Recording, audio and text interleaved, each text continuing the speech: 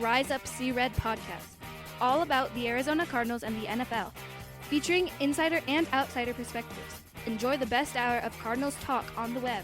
Now here are your hosts, Jess Root and Seth Cox.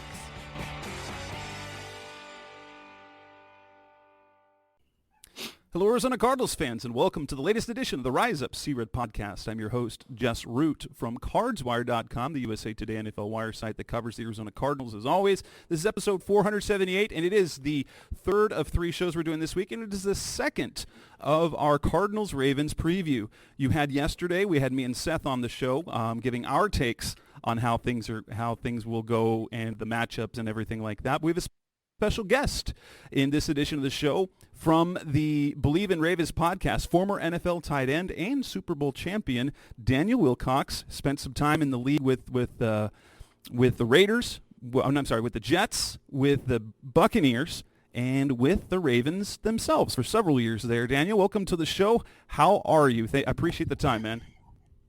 I'm great, Jess. Thanks so much for having me on, man. Really going to enjoy this segment, man. I love talking football, and I can't wait to talk about the Baltimore Ravens. All right. Hey, and so the Ravens are not a team the Cardinals see very often. It's being right. Across the other conference. It's about every 4 years with that 17th game. I think it'll happen slightly more often now, but the last time they were around was when Kyler Murray was a rookie and Lamar Jackson was taken off on that MVP season. 2019 is the last time we've seen him. So far, what are the Baltimore Ravens so far? They're 5-2. What are they in 2023? To me, they're a Super Bowl contending team this year. On paper, they look like one of the best teams in the entire league. When you actually see them play, they're not the traditional Raven team that you normally would see, where it's just defensive, just loaded, and there's no offense, there's no defense. People are actually excited to see the Baltimore Ravens offense for the first time in the history of this franchise. Lamar Jackson has brought so much excitement on the offensive side of the ball. Now with the additions of OBJ and Zay Flowers, to the receiving core, you already had Mark Andrews and Isaiah Likely and Duvernay and all those guys, man. And now you bring in these new additions, and all of a sudden the offense is what you want to see perform for the Baltimore Ravens, not the defense. And the defense is still solid. They're still stacked, and there's top 5 defense in the league right now. When I played the 5 years I was there, we was always top 2, top 3 in the entire league, and the Ravens are starting to get back to that form. Mike McDonald, the defensive coordinator, has came back, and he used to be the linebackers coach, went to Michigan for a year, then came back, and now he's the defensive coordinator in Baltimore. I think this is year 2 for Mike, and the guys are starting to get settled in a little bit. Last year, you remember we got off to a bumpy start because of the new DC being back, and you changing all these pieces and bringing in new guys. And we still kind of plagued a little bit with the injury bug. But for the most part, we're rolling on all cylinders right now. And for the first time, you got a small glimpse against Detroit Lions of what this offense could actually look like. So I'm excited. Yeah. Excited, Jess. That's the thing, is that game. Now, you say it's not all about defense, but right now the Ravens are number 1 in the league in points allowed, allowing 13.9 points a game. That's better than the Chiefs at 15. It is. So they are, even though that they are not all about defense, guess what? Not anymore.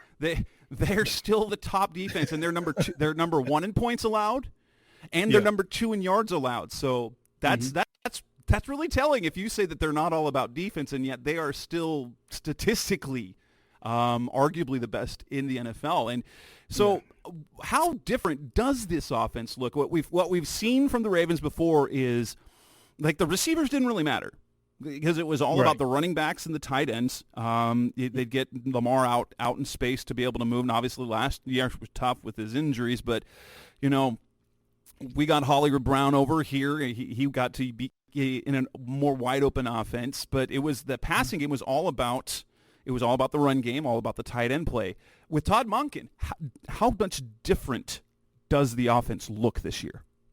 It looks a lot different. I mean, we still haven't fully seen, I think, the full arsenal of what Todd Monken is bringing to the table, only because it's still early in the season for us. And you have to keep in mind the Ravens were one of those teams that didn't play any of their starters through preseason. So the first 4 games of the year was like 4 preseason games where you don't show your cards too much. And we end up losing 2 games that we probably shouldn't have lost, but we wasn't showing our cards. We was just learning the offense. Lamar came in a little bit late due to the contract negotiations all summer long, and he got there late, a lot later than a lot of the other guys. And he's the head of your body. So in order to be great, the head has to be functioning perfect for the rest of the body to get all the sensory motor skills that you need. And that's kind of what you saw the first 4 weeks. First 4 weeks for us was really preseason. And, now these last 2 games has been season, the first game and the second game of the season. This will be week 3 for us, the way I look at it, because you got a new offensive coordinator. Your quarterback finally got his deal done. And then you brought in new components like, OBJ and Zay Flowers. You got young guys that are starting for you at receivers. And you still got, you still got Bateman and guys like that are back, but everybody's learning a new offense. So it's going to take a while before they start to really develop this offense and play the way that they should play. I think around week 10 or week 11 or week 12, you'll finally start to kind of see Todd Monken and say, okay, these guys got it. Let me throw a couple more plays in here. Let me do something, put a little razzle-dazzle in, some things that'll really make it exciting for the viewers and the actual players themselves, Jess. And we look at what we saw Lamar Jackson do last week against that Detroit defense. He's been before that, you could say that he was playing well, but then he uncorks a 357-yard, 3-touchdown, no interception performance. He added a rushing touchdown, 4 total touchdowns as the offensive player of the week in the AFC. Was that kind of the turning the corner in this new offense, and is that kind of, I don't know, it's unfair to say that that's kind of the production you're going to get every week, but is that the sort of thing that we're going to see more of the rest of the year? I think so. Like, I really feel like people kind of miss the beat on, certain things that happen because they only look at the stats. And when you see the stats could be kind of misleading. The week before when we lost, 2 weeks before when we lost to Pittsburgh, we dropped like 10, 15 balls. I mean, it wasn't Mark Andrews. It was everybody on the receiving corps dropped the ball. And if they catch all those balls, he had the same type of performance that game, So I've always thought he was a prolific passer in this league, and I feel like any quarterback in this league could be a prolific passer in the right system, the right coach, the right motivation, and the right understanding of exactly what type of player that guy is. People don't understand, I think, sometimes, and even GMs and even front office guys, everybody doesn't fit in every system. And sometimes offensive coordinators and defensive coordinators, they only know one system. Like, hands down, this is the system, this is the defense I'm going to run, this is the offense I'm going to run, and they don't run anything else. Well, the players that you get all the time don't fit in that scheme. So you have to be willing to shape and mold your system for the players that you have. And to me, Lamar, he's the kind of player that you shape and mold your entire system around. And it's easy to listen to the media and listen to everybody and think this guy, all he could do is run the ball. But he showed you for years that he can throw the ball and put it with pinpoint accuracy and hit guys in stride and hit the open receiver if the opportunity presented itself. And now I think he's having an opportunity to show the world that again, because he did this in Louisville. We just forgot about it. Yeah. Now here we go again in the NFL, and he's doing the exact same thing he did in Louisville when he won the Heisman, right now for the Baltimore Ravens. So to me, I don't think it's far-fetched to think that he's going to put the ball on the money and get the ball to the open receiver, very often. And he's a smart, intelligent guy who handles himself extremely well and hasn't did anything dumb thus far in this NFL, in this league. And he still leads the team in rushing, 363 yards, averaging 5.3 yards per attempt, just a little bit more than Gus Edwards. It does look like that the run game is shared, but it's mostly Gus Edwards, but still a decent amount of Justice Hill. How much will be, if you anticipate against Arizona, that to continue to be a shared load? Oh, it would definitely be a continued shared load. I mean, both of those guys are proven. They know exactly what they can do. This offense and this team, this organization, like both of those gentlemen, Gus Edwards, who give you that heavy hand and that Jerome Bettis type, Henry type feel where he come downhill and put the pads on you and run you over type thing. And then you have Justice Hill, who's shifty and quick, and he got those quick short bursts, and he can have the separation that he needs from time to time. That kind of mixes it up, I think, for people.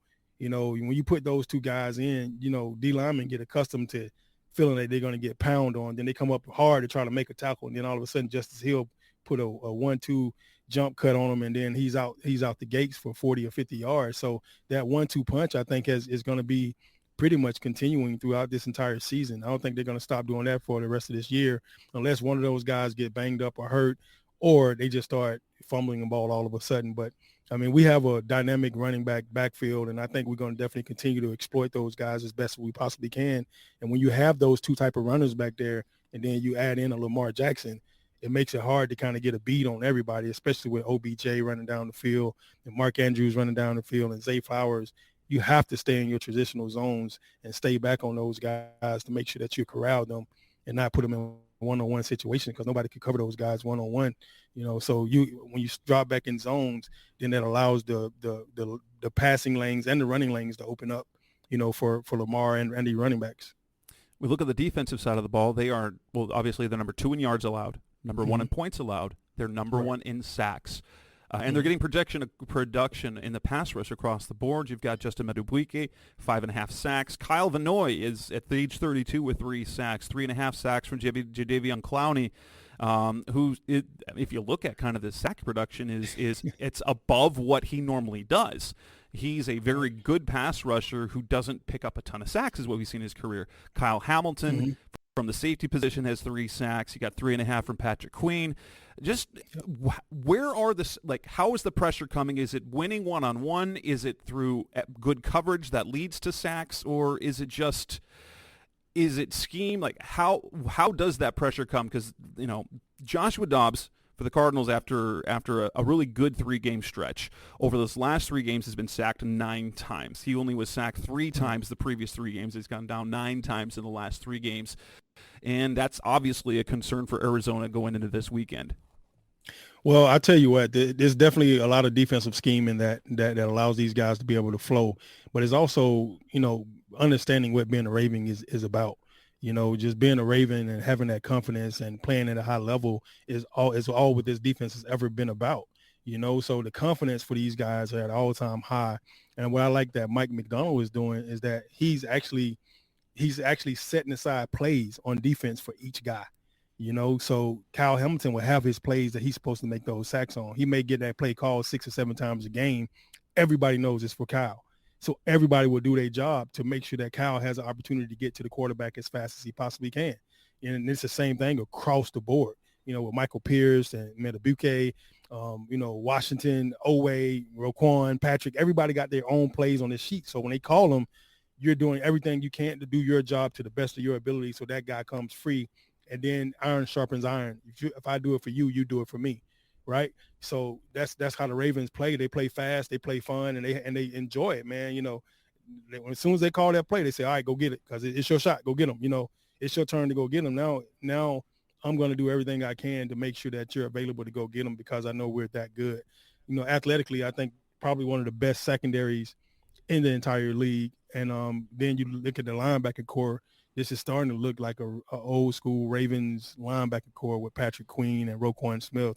Those guys are flying around. And then when you put those outside guys out there, having somebody like Jadeveon Clowney that's already explosive, physical, can run, and could chase down the QB, he has been relentless at getting into the quarterback's face and causing pressure. And that's all you want. Pressure bust pipes, and you just want to make people make rush decisions and just make bad decisions when they're doing it, when they're rushing. It's no different from, your wife getting ready to go out and you're rushing her and she picked the wrong makeup bag up, right?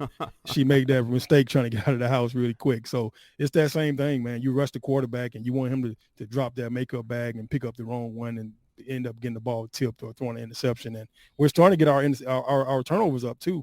And I think we're leading the league in turnovers right now too. So I know Geno Stone is leading the league in interceptions right now. And to me, that's what the Ravens is about. I'm just waiting to see those creative plays when they catch the ball and pick it off and then they pitch it back to the next guy. I'm waiting on them to get back to that schoolball Raven football. Then that's when I know we've officially arrived on defense. Yeah, they've got 7 takeaways in their last 4 games, 3 in the last 2. They've gotten at least 1 in 6 out of their 7 games. The only game that they did not get a takeaway was their overtime loss to the Colts. Coming up next on the Rise Up Sea Red podcast, the best of our Cardinals talk on the web. Let's talk about the matchups that we're going to be looking at in Week 8 with the Cardinals. That's coming up next on Rise Up Sea Red. We're back on the Rise Up CRIT podcast, best hour of Cardinals talk. The way we're talking Cardinals-Ravens with former NFL tight end Daniel Wilcox, also the host of the Bleav in Ravens podcast and the Bleav Network. Daniel, we look ahead to this game. Obviously, this is a lopsided matchup, but there are matchups that we want to look at. And if you're looking at this game, what are the team matchups and what are the individual one-on-ones that you've got your eyes on in particular in this matchup?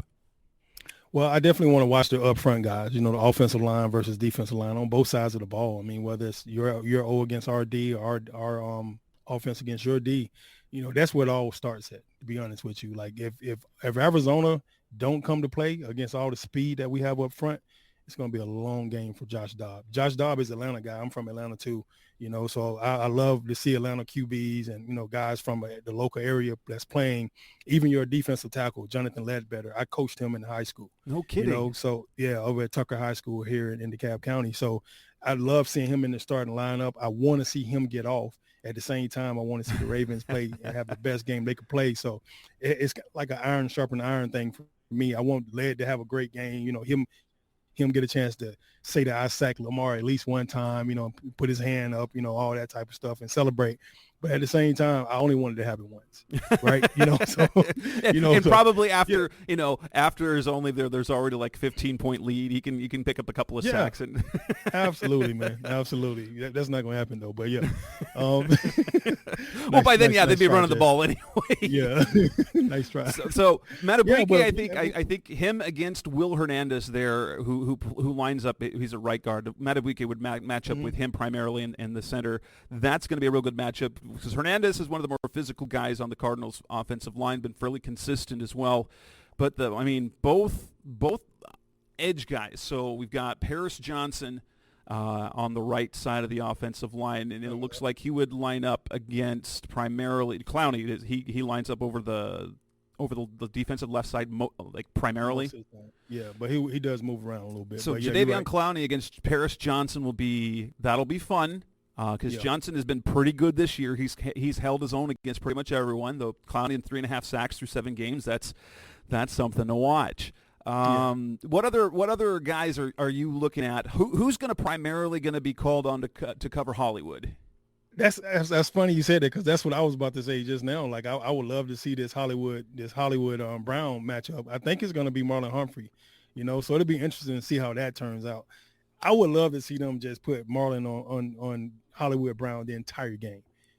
I want to see him get absolutely harassed and don't get off free line. Don't let him get off the line free at all. Hollywood has been cooking. His numbers aren't good, but if you watch the game, he's been cooking corner after corner. He's been open behind defensive back several times, and Dobbs just hasn't been able to connect with him except for one time. But he is playing much better than the numbers show, and it's in a contract year, and so the film is showing that he is doing his job. That's going to be a fun matchup to watch, because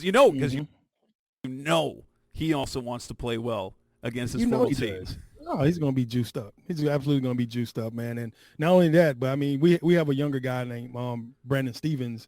I would love to see you guys really try to take advantage of a young guy playing corner over there on the other side and not go at Marlon, because Marlon to me is always going to be a Pro Bowl corner in my eyes, but Brandon Stevens is hot. He's playing really well right now too as well. So I would love to see the Hollywood Brown versus Brandon Stevens, two young guys, going at it and see what happens in that realm, but then when I look at our side of the ball, like who's going to cover freaking Zay Flowers, who's going to cover OBJ, who's going to cover Mark Andrews, who's going to cover Rashad Bateman.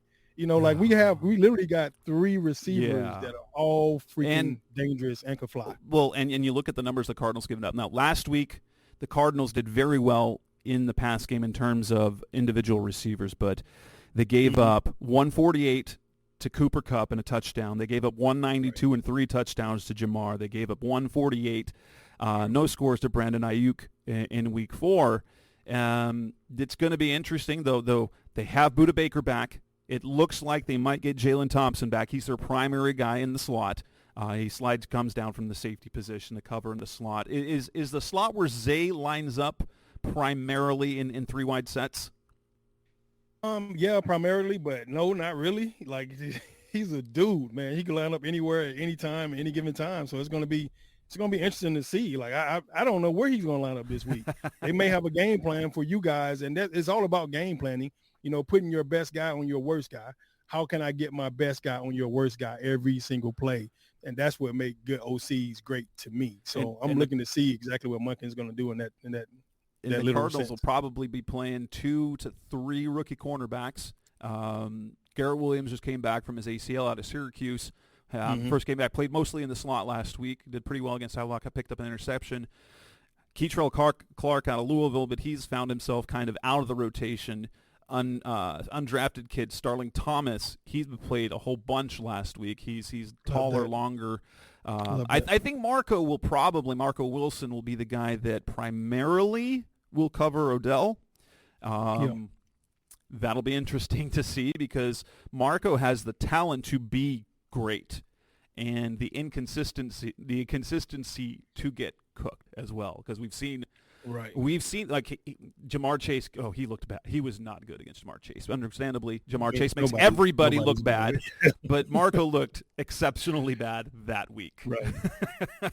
I mean, the good thing about it, he's a University of Florida guy. So I mean, he's accustomed to big games. He's accustomed to playing against big time talent and good big time receivers. So he shouldn't be sweating too much. Oh, I'm sure he's looking forward to the matchup as well. This is that like when you're a corner and you Bleav you're the number one corner, you're like, that's the guy I want. Absolutely. Especially if you're trying to earn a spot in this league, you got to have those, you got to have those big kahuntas to make sure that you're ready for whatever comes at your way, You're the Ravens tackle position. How are they holding up on the edge? Because the Cardinals have gotten look, they're underrated this year with their production. Dennis Gardeck, 4 sacks. Victor Dimukeje, 3.5 sacks. Zaven Collins, 3.5 sacks. It's a very underrated production from guys who, going into this season, you really had. There was a large question mark how that edge was going to play. How are the tackles holding up specifically? We haven't played extremely well, but we're starting to play better right now. I mean, Lamar, I think, has been sacked way too many. I think he's been sacked like 16 times already or something like that this year, which is ridiculous because he's too talented to be sacked that much. But this Morgan Moses is playing great on the right side. Ronnie Stanley, I think, is finally back to his original form, his Pro Bowl form before we signed him with a big contract. He's been hurt for the last 3 years, but this last game against Detroit, both of these guys showed up big time and they played their butts off, man. And if they can continue to play like that for the rest of the season, they're going to give people absolute hell, man. They played great this last week against Detroit, and I think they was up for the challenge. They was ready for the challenge, and they looked like it. They locked down Detroit defensive line, who's nothing shy of spectacular. They've been playing great all year, but they didn't play well against the Baltimore Ravens last year. And then our center, Tyler Linderbaum is absolutely phenomenal as well. Cardinals wanted him. Cardinals wanted him. He would have been had they not traded for Hollywood. That they would have used Linderbaum on that pick specifically. Well, we're glad y'all traded for Hollywood. We appreciate y'all.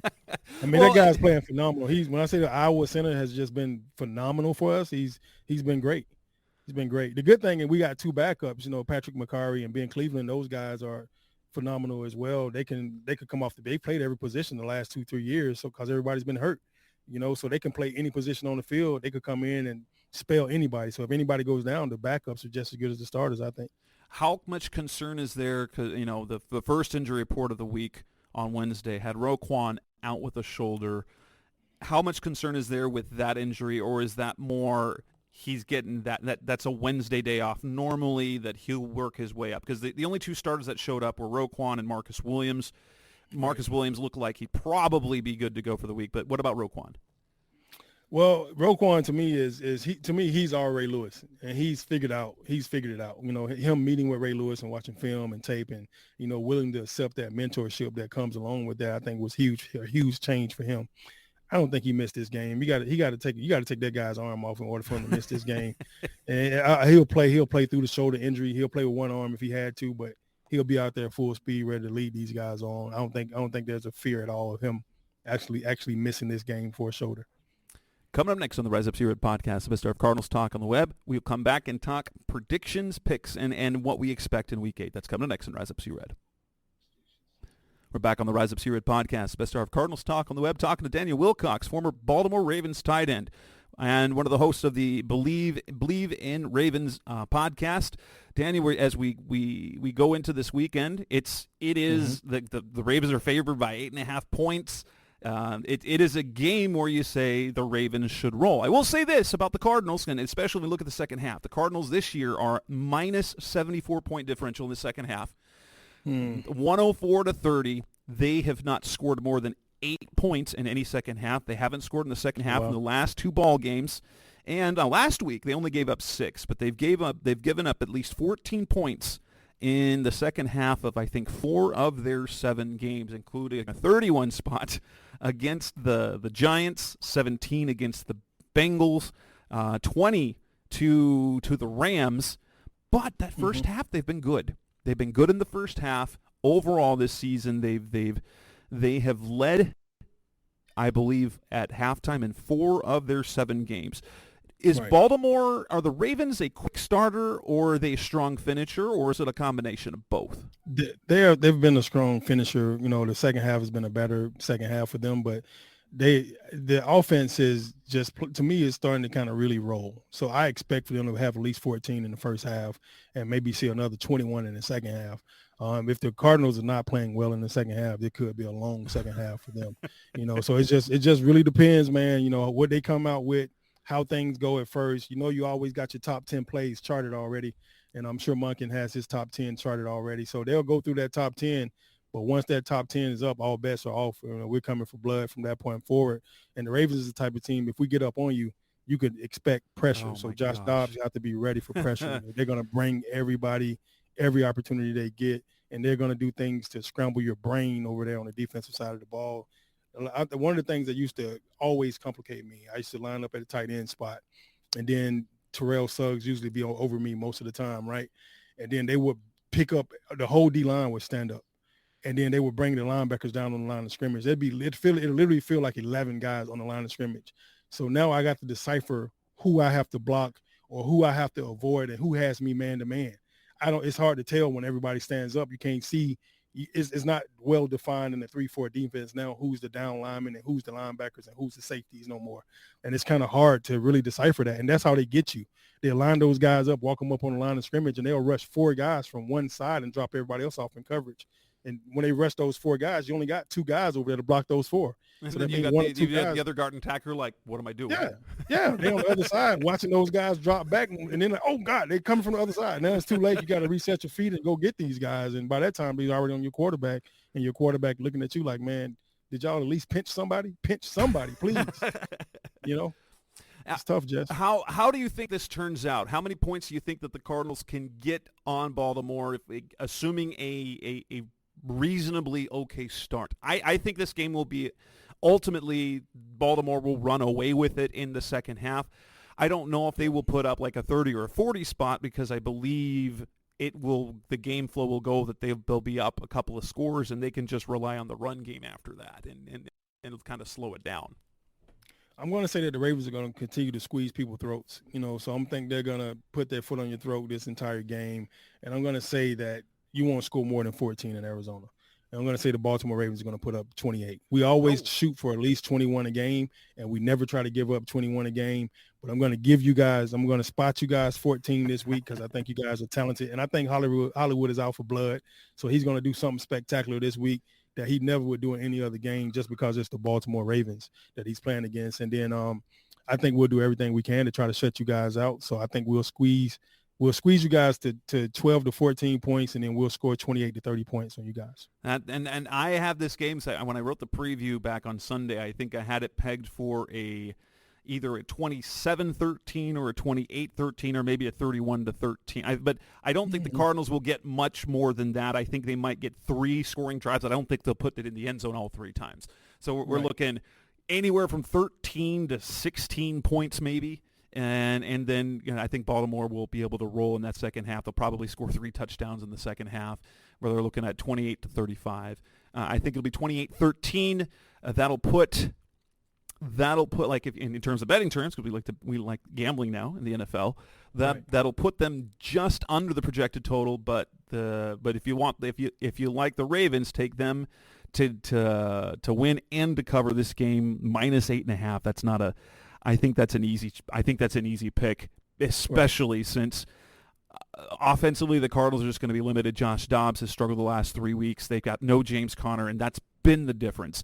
Emori Demercado, their undrafted rookie out of TCU, was productive last week, but he is not anywhere near on the same level of impact on the game like James Conner is, and until he gets back, it's going to be a struggle bus. Now, there is the wild card that Kyler maybe comes back, and I don't think he will, but right. he was a full participant in practice on Wednesday, so everyone's a buzz about maybe he'll get activated this week.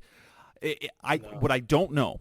I don't think he was a full participant with the first team. I think he was getting full I think he was getting full scout, full second team reps against the Cardinals ones to get ready. It's kind of like his training camp right now because he didn't get any of that.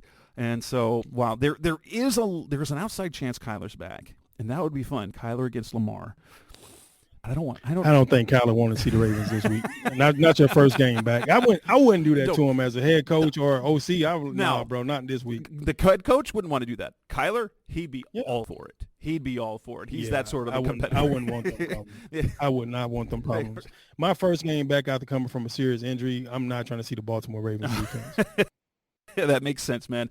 Hey, Daniel, thank you so much. Are you on social media at all, other than on the podcast, where you can listen to Daniel on the Bleav in Ravens podcast, which is which, like this show, you can access on any podcast provider. Anywhere else that my fans can follow you? Yeah, on IG, I'm Daniel.Wilcox, and then on Twitter, I'm at Coach Wilcox. Awesome, man. Well, Daniel, thank you so much for your time. This wraps up this edition of the Rise Up C-Red podcast, best of Cardinals talk of the on the web. We'll be back in next week with Seth and myself as we review what hopefully isn't too bad a loss. Daniel, thank you so much for your time. Thanks for listening. We will be back just in a couple days. Thanks for listening to the latest edition of the Rise Up C-Red podcast. Listen to previous episodes and subscribe to the show on Apple Podcasts, Stitcher Radio, Audioboom, or many other podcast platforms so shows are delivered directly to your mobile device. Please give the show a 5-star rating and always support the sponsors who support the show. We'll be back soon for the best hour of Cardinals talk on the web. Rise up Red Sea, be Red Sea Red, and of course, Rise up Sea Red.